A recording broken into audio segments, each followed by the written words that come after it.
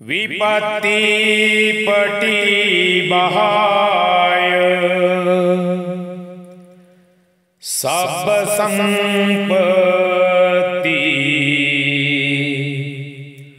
सिद्धिया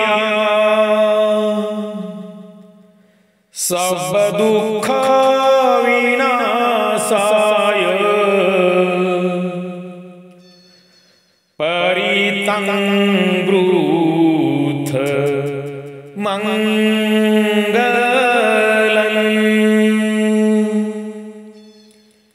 विपत्ति पटी बहाय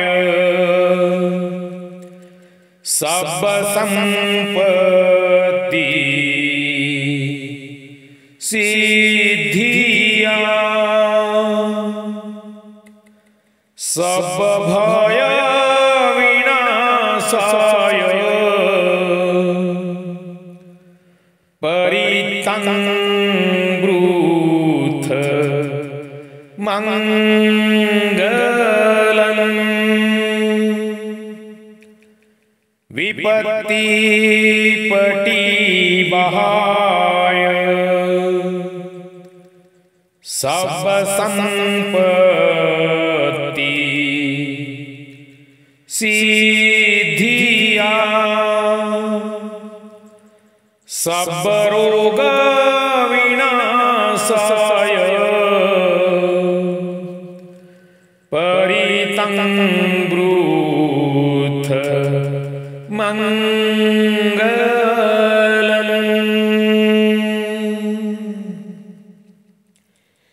देवो वसतु कालेन सस संपत्ति होतु च पीतो भवतु लोको च राजा भवतु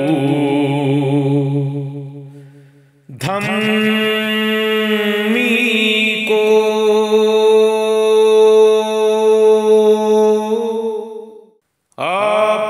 अपमानो बुद्धो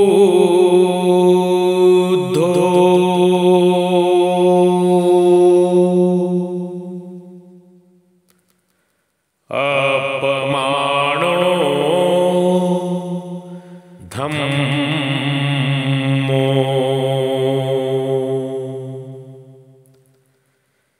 अपमानो संगो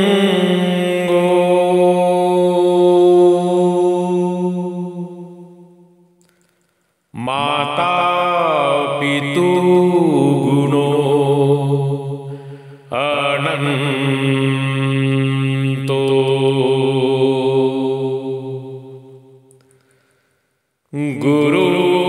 गुरूपझाया चर्या गुणो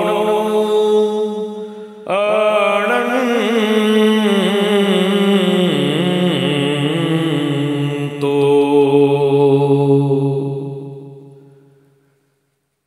गुरु उपझाया चर्या गुणो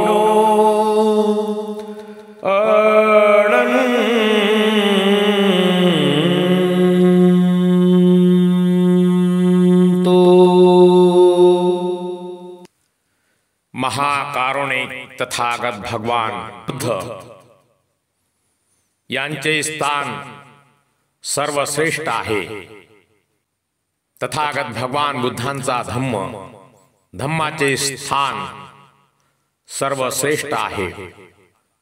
तथागत भगवान बुद्धांच्या भिक्खू संघाचे स्थान सर्वश्रेष्ठ आहे। बुद्ध, धम्म आणि संघ यांचा मान सन्मान हा सर्वश्रेष्ठ आहे।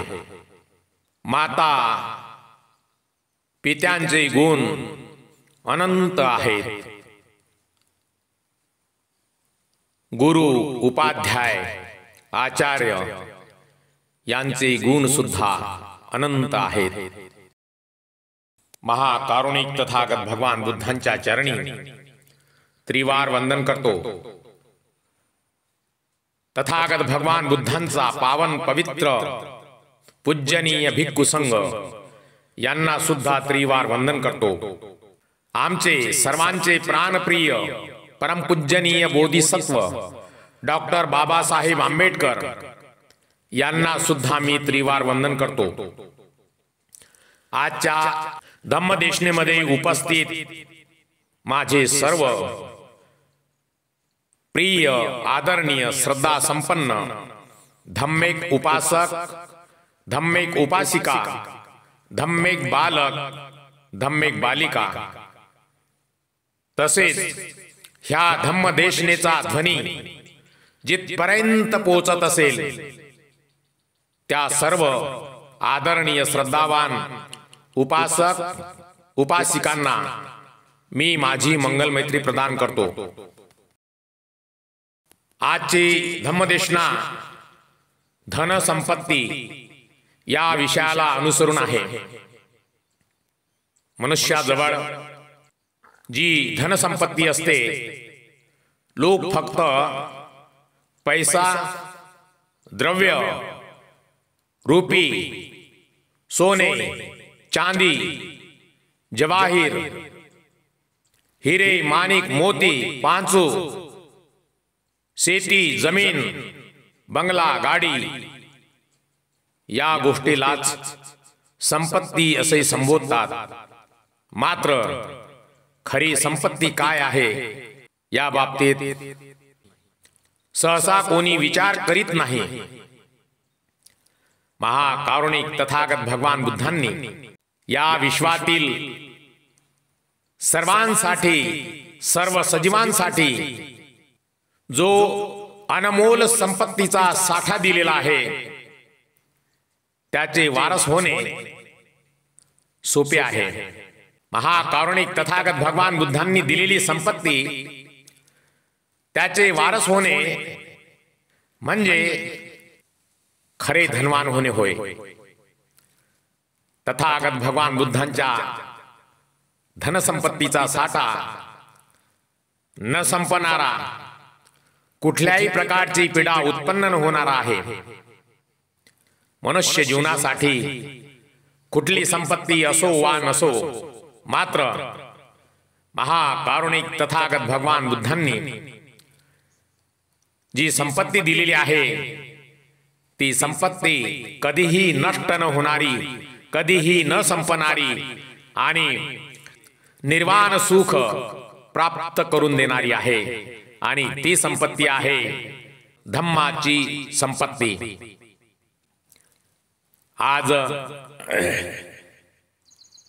आज खरे तर या संपत्तीची सर्वांनाच आवश्यकता आहे. कारण ही संपत्ती सर्व संपत्तींमध्ये सुखदायक आहे. तथागतांच्या धम्माची संपत्ती या शब्दाचा अर्थ बौद्ध धम्मातील खरा वारसा आणि शिकवण आहे, जी दुःखातून मुक्त होण्याचा मार्ग दाखवते. ही एक प्रकारची आत्मिक आणि नैतिक समृद्धी आहे. ज्या संपत्तीमध्ये महाकारुणिक तथागत भगवान बुद्धांच्या शिकवणी, ध्यान म्हणजे विपश्यना आणि सद्गुणांचा समावेश होतो. या धनसंपत्तीमुळे जीवनात आंतरिक शांती आणि समृद्धी येते, ज्यामुळे व्यक्ती भौतिक संपत्तीच्या पलीकडे जाऊन एक अर्थपूर्ण जीवन जगू शकतो. धम्माची धनसंपत्ती म्हणजे महाकारुणिक तथागत भगवान बुद्धांनी दुःखातून मुक्तीसाठी दिलेली शिकवण होय. विपश्यना ही धम्माचा एक महत्वाचा भाग आहे, ज्यामध्ये दैनंदिन जीवनात विपश्यना ध्यानाचा वापर करून आंतरिक शांती मिळवता येते. तथागतांच्या धम्मामध्ये सद्गुण आणि नैतिकता आहे. धम्माचे पालन करणे म्हणजे चांगले सद्गुण अंगीकारणे, इतरांशी प्रेमळ आणि शांतपणे वागणे आणि अहंकार रहित जीवन जगणे.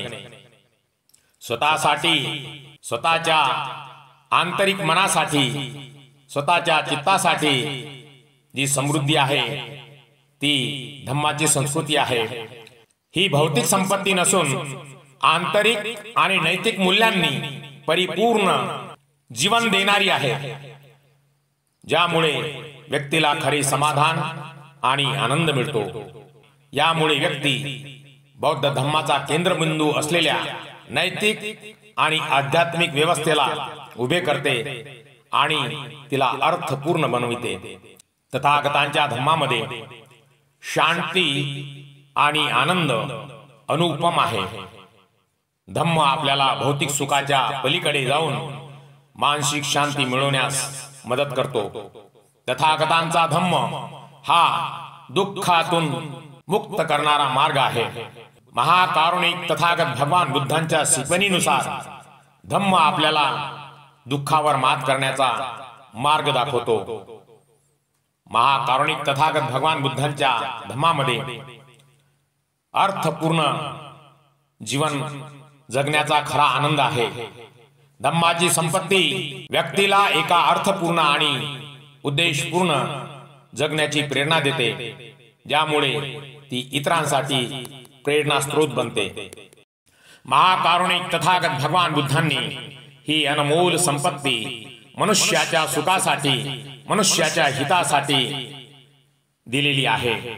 ही संपत्ती, जे लोक या संपत्तीचे समर्थन करतात त्या लोकांना मात्र कुठल्याही प्रकारचे दुःख उत्पन्न होत नाही, कुठल्याही प्रकारचे संकट उत्पन्न होत नाही.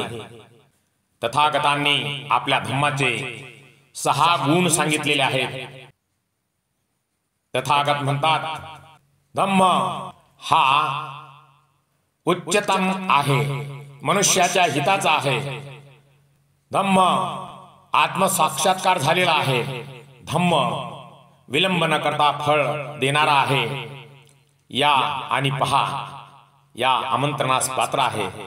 स्वतःला आणलेले आहे आणि ज्ञानी लोक स्वतःसाठी साकारलेले आहेत. बौद्ध धम्मानुसार धम्म म्हणजे महाकारुणिक तथागत भगवान बुद्धांनी दिलेली शिकवण, तसे जीवनाचा खरा अर्थ आणि त्याद्वारे दुःखातून मुक्त होण्याचा मार्ग होय. या संज्ञेचा अर्थ व्यापक असून तो निसर्गाचा नियम, सत्याचे स्वरूप आणि नैतिक आचरणाचे तत्व यासारख्या अनेक गोष्टी दर्शवतो. थोडक्यात धम्म म्हणजे बुद्धांच्या कृती, शिकवण आणि विश्वाच्या नैसर्गिक व्यवस्थेचे पालन करून शांती व सुसंवादपूर्ण जीवन जगणे होय. धम्म म्हणजे तथागत भगवान बुद्धांनी दिलेली शिकवण आणि तो त्या शिकवणीतून दुःखातून मुक्त होण्याचा मार्ग आहे. धम्माचा अर्थ सत्य किंवा निसर्गाचा नियम असेही आहे, जो सर्व गोष्टींच्या अस्तित्वाचे खरे स्वरूप स्पष्ट करतो. काया, वाचा आणि मनाने शुद्ध राहणे, तसेच निष्पाप व पवित्र राखणे याला धम्म म्हणतात. हा एक जीवनशैलीचा प्रकार आहे, ज्यात आचारसंहिता आणि आदर्शाच्या संचाचा समावेश होतो, ज्याचे पालन करून शांती आणि समृद्धी प्राप्त करता येते. धम्म हा बौद्ध तत्वज्ञानातील घटना आणि अंतिम सत्यासाठी देखील वापरला जातो, ज्यामुळे व्यक्ती आपल्या जीवनात नैतिकता आणि शुद्धता राखतो. धम्म ही केवळ धार्मिक प्रथा नाही, तर ती एक आचरणाचे तत्व आहे, जी आपल्याला सत्याकडे नेते, दुःखातून मुक्त करते आणि एक शांततापूर्ण व सद्भावनेने परिपूर्ण जीवन जगण्यास शिकविते. धम्म हा व्यक्तीसाठी शांती प्राप्त करण्याचा एक अद्वितीय मार्ग आहे आणि म्हणूनच समाज आणि जगासाठी शांती आणि सुसंवाद प्राप्त करण्याचा एक मार्ग आहे. धम्म म्हणजे एका विशिष्ट पंथाचा अर्थ नाही. पंथ, मतप्रणाली आणि पंथ नेहमीच अडथळे आणि फूट निर्माण करतात आणि लोकांमध्ये फरक निर्माण करतात. बौद्ध धम्माचा अर्थ वैश्विक कायदा आणि सुव्यवस्था किंवा तथागत भगवान बुद्धांची शिकवण असा होतो. बौद्ध धम्माचे 3 रत्न म्हणजे बुद्ध, धम्म आणि संघ, त्यांना त्रिरत्न असे म्हणतात. याचा अर्थ 3 रत्नांसाठी आहे. बुद्ध, धम्म आणि संघ ही बौद्ध धम्माची प्राथमिक कृती आहे. ती निर्वाणाकडे जाणाऱ्या शिक्षण प्रवासाची निर्मिती करतात. बौद्ध धम्माच्या सामान्य उपासकांसाठी धम्म ही अनमोल नैतिक संपत्ती आहे. धम्मामध्ये मूलभूत नीतिमत्ता आहे. या उपदेशांमध्ये सजीव प्राण्यांची हत्या, चोरी, लैंगिक गैरवर्तन, खोटे बोलणे आणि नशा करणे यापासून दूर राहण्याची वचनबद्धता आहे. बौद्ध धम्मामध्ये शीलाला खूप महत्त्व आहे. शील म्हणजे नैतिकता किंवा योग्य आचरण. शीलामध्ये अष्टांगिक मार्गावरील 3 टप्पे समाविष्ट आहेत. योग्य भाषण, योग्य कृती आणि योग्य उपजीविका. वाईट कृत्ये ही दूषित करणाऱ्या वासनेचे उत्पादन मानली जातात, परंतु त्यांची कारणे केवळ ज्ञानाच्या म्हणजे प्रज्ञा व्यायामानेच उघडून टाकली जातात. बौद्ध धम्मातील नैतिकता संहिताबद्ध आहे. धम्माची जी 5 प्रकारची खरी संपत्ती आहे ती संपत्ती पंचशील आहे, ज्यामध्ये पाणातिपाता वीरमणी सिक्खापदं समादियामि ही पहिली संपत्ती. मी जीव हिंसा, प्राणी हिंसा करणार नाही अशा शिक्षापदाला ग्रहण करतो. दुसरी धनसंपत्ती अदिन्न दाना वीरमणी सिक्खापदं समादियामि. मी चोरी करणार नाही किंवा कुणाच्या वस्तूला जोपर्यंत मला कोणी देत नाही तोपर्यंत मी तिला स्पर्श करणार नाही. धम्माची अनमोल तिसरी संपत्ती आहे कामेषु मिच्छाचारा वीरमणी सिक्खापदं समादियामि. अब्रह्मचर्याचे व्रत म्हणजे व्यभिचार न करणे. मी व्यभिचार करणार नाही अशा शिक्षापदास ग्रहण करतो. मूसा वादा वीरमणी सिक्खापदं समादियामि. मी खोटे बोलणार नाही, मी चुगली करणार नाही, मी चहाडी करणार नाही, मी खोटी साक्ष देणार नाही, मी कुणाची निंदा करणार नाही, मी कुठल्याही प्रकारचे कठोर वचन बोलणार नाही. ही तथागतांनी दिलेली 4थी अनमोल संपत्ती आहे. आणि तथागतांनी जी महान संपत्ती दिलेली आहे ती आहे ते म्हणजे 5वे शील. सुरामेर यमज पमादठाना वीरमणी सिक्खापदं समादियामि. मी कुठल्याही प्रकारचे नशापान करणार नाही. कच्ची पक्की दारू, खैनी, गुटखा, गांजा, अनेक प्रकारचे जे मादक पदार्थ आहेत मी ते सेवन करणार नाही अशा शिक्षापदास ग्रहण करतो.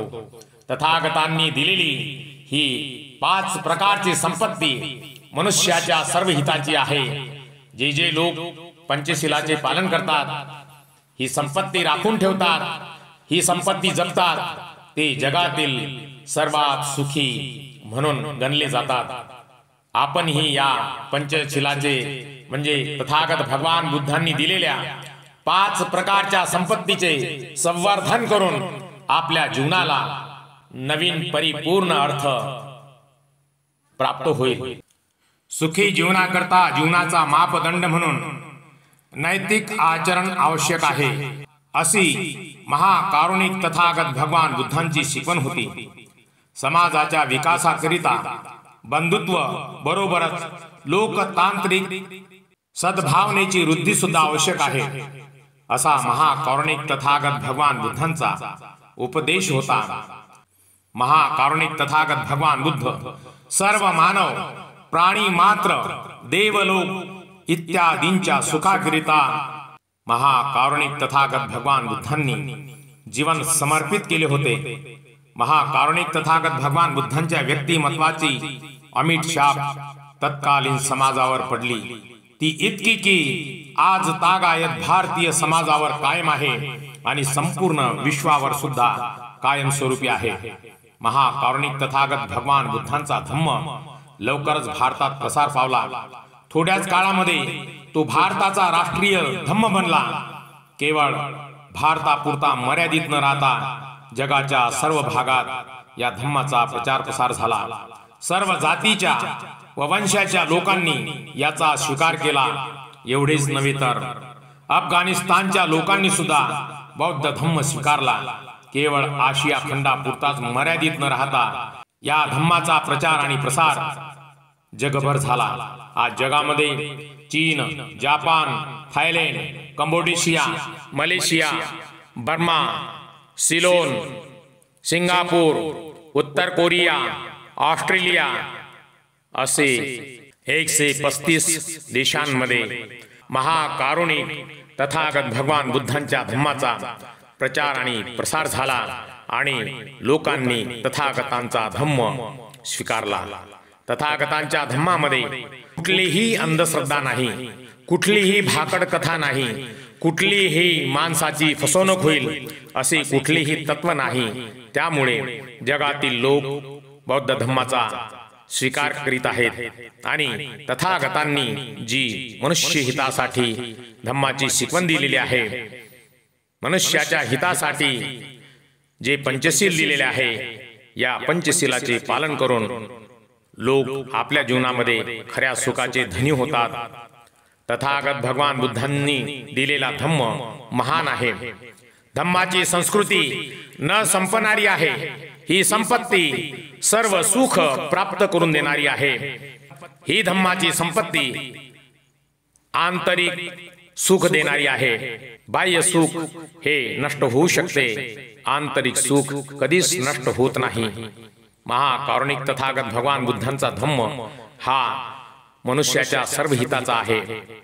तथागत भगवान बुद्धांनी ही धम्माची जी अनमोल संपत्ती दिलेली आहे, ही संपत्ती कधीही न संपणारी आहे. कारण या विश्वामध्ये जोपर्यंत नैतिकता आहे तोपर्यंतच खरा अर्थ आहे. कारण नैतिकता ही सत्याला धरून असते. महाकारुणिक तथागत भगवान बुद्धांचा धम्म हा निसर्गाच्या नियमाला अनुसरून आहे. जोपर्यंत या निसर्गामध्ये निसर्गाचे घटक आहेत, वायू आहे, जल आहे, ऊर्जा आहे, सूर्य आहे, चंद्र आहे, नदी आहे, वृक्ष आहेत, वेली आहेत, अनेको प्रकारचे जळातील, थळातील, गगनातील दृश्य अदृश्य शक्ती प्राणी आहेत, जीव आहेत. तोपर्यंत तथागतांचा धम्म हा चालतच राहील. कारण धम्म हा नैतिकतेचा आणि निसर्गाचाच एक अविभाज्य घटक आहे. त्यामुळे आपण महाकारुणिक तथागत भगवान बुद्ध यांनी जी आम्हाला अनमोल संपत्ती दिलेली आहे, त्या संपत्तीचे संवर्धन करून जीवनामध्ये खऱ्या सुखाचे धनी व्हायचे आहे. तथागत भगवान बुद्धांनी जे जे आम्हाला मनुष्य हिताचे सांगितलेले आहे ते ते सर्व हिताचे आहे. तथागतांचा मूलमंत्र बहुजन हिताय बहुजन सुखाय. अनेको लोक जे आहेत, सर्व जणांच्या सुखासाठी, सर्व जनांच्या हितासाठी महाकारुणिक तथागत भगवान बुद्धांनी धम्म दिलेला आहे. हा धम्म परम सुखाकडे घेऊन जाणार आहे. निर्वाण सुखाचा मार्ग धम्म आहे. कुठल्याही मार्गाने निर्वाण प्राप्त होऊ शकणार नाही. मात्र धम्म पथावर चालता चालता शेवटचे जे टोक आहे ते निर्वाण आहे. आणि निर्वाणासारखे परम सुख कुठेही नाही. महाकारुणिक तथागत भगवान बुद्ध एका देशनेमध्ये म्हणतात, निब्बाणं परमं सुखं. निब्बाण म्हणजे निर्वाण. निब्बाण हे परम सुख आहे. निब्बाणापेक्षा अजून दुसरे कुठलेही श्रेष्ठ सुख नाही. आणि निब्बाण सुखाची संपत्ती सुद्धा धम्मातच आहे. महाकारुणिक तथागत भगवान बुद्धांनी जी 5 संपत्तीचे मार्ग दिलेले आहेत जे पंचशील.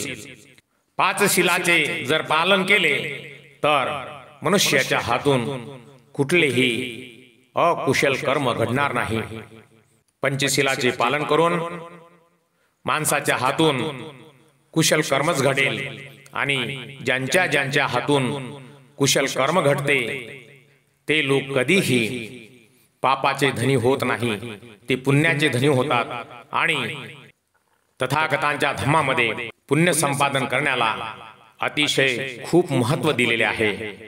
महाकारुणिक तथागत भगवान बुद्ध आपल्या देशनेमध्ये एका सुत्तामध्ये म्हणतात, सब्ब पापस्स अकरणं कुशलस्स उपसंपदा सचित्त परियोदपनं एतं बुद्धान शासनं.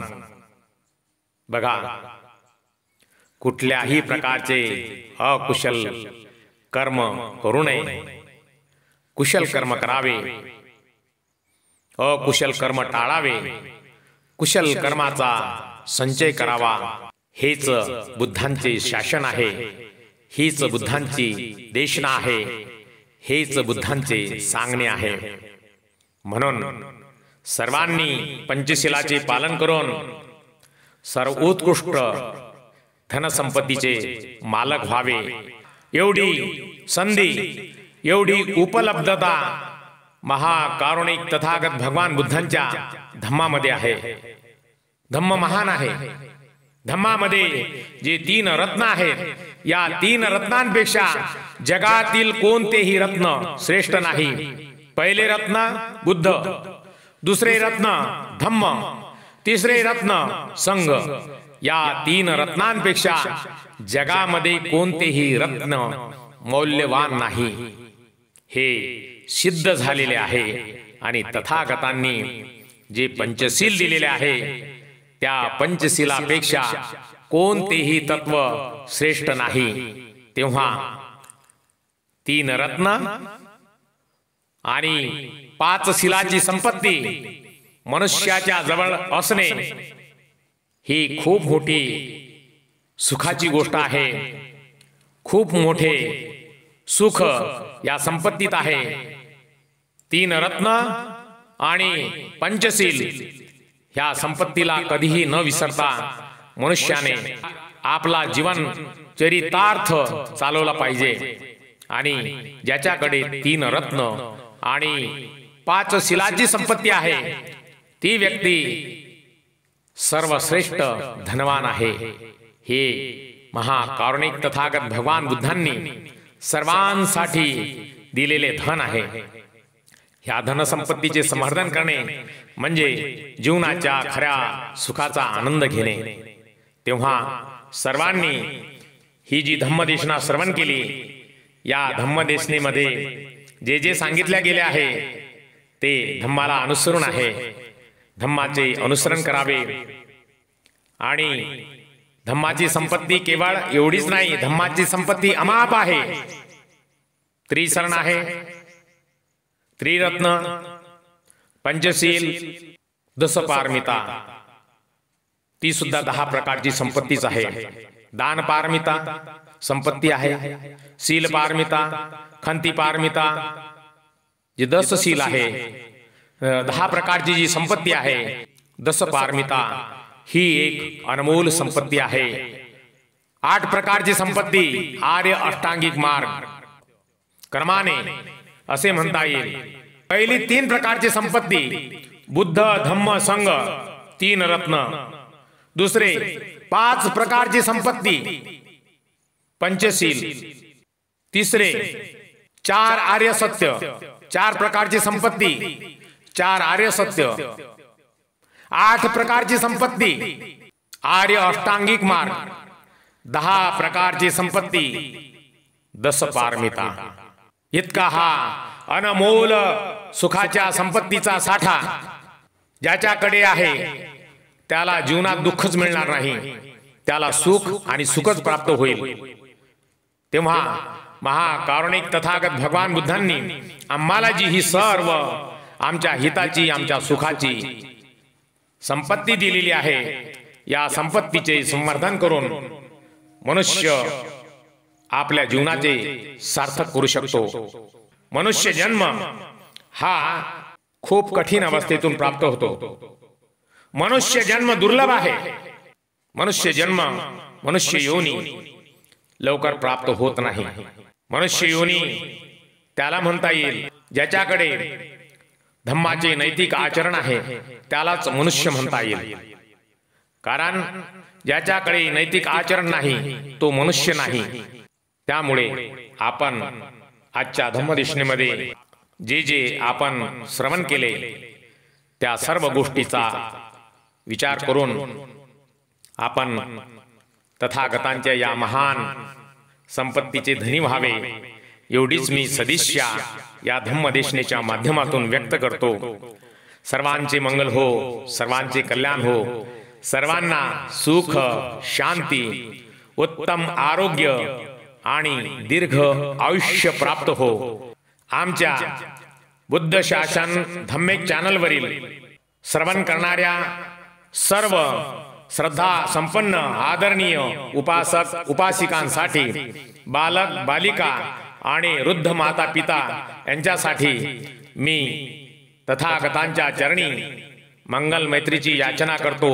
हे तथागत, जे जे लोक आपल्या धम्माच्या शिलाचे परिपूर्ण पालन करत असतील त्या सर्वांना सुख, शांती, उत्तम स्वास्थ्य आणि दीर्घ आयुष्य प्राप्त हो, असे माझ्या सर्व उपासक उपासिकांना वरदान द्यावे।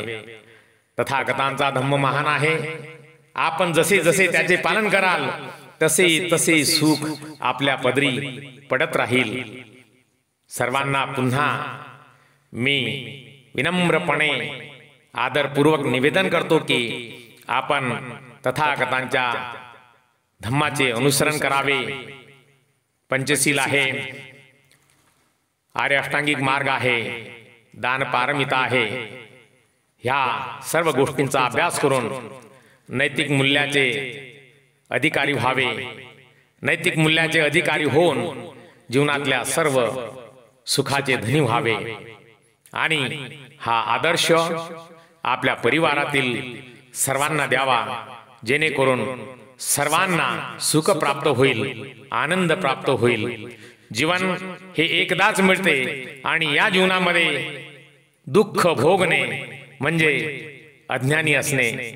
म्हणून अज्ञानाकडून निघून विज्ञानाकडे जायचे आहे आणि जीवनाचे सर्व सुख प्राप्त करायचे आहे। भवतु सब्ब मंगलं रक्षन्तु सब्ब देवता सब्ब बुद्धानुभावेन सब्ब धम्मानुभावेन सब्ब संघानुभावेन सदा सोती भवन्तु ते। महाकारुणिक तथागत भगवान बुद्ध, त्यांचा धम्म आणि पावन पवित्र भिक्खू संघ यांच्या अनुकंपेने सर्वांचे मंगल हो, सर्वांचे कल्याण हो, सर्वांना सुख, शांती, उत्तम स्वास्थ्य आणि दीर्घ आयुष्य प्राप्त हो। जळातील, थळातील आणि गगनातील सर्व दृश्य अदृश्य प्राण्यांवर तथागतांच्या मंगल मैत्रीची अनुकंपा हो। सर्वांचे मंगल हो, सर्वांचे कल्याण हो। भवतु सब्ब मंगलं।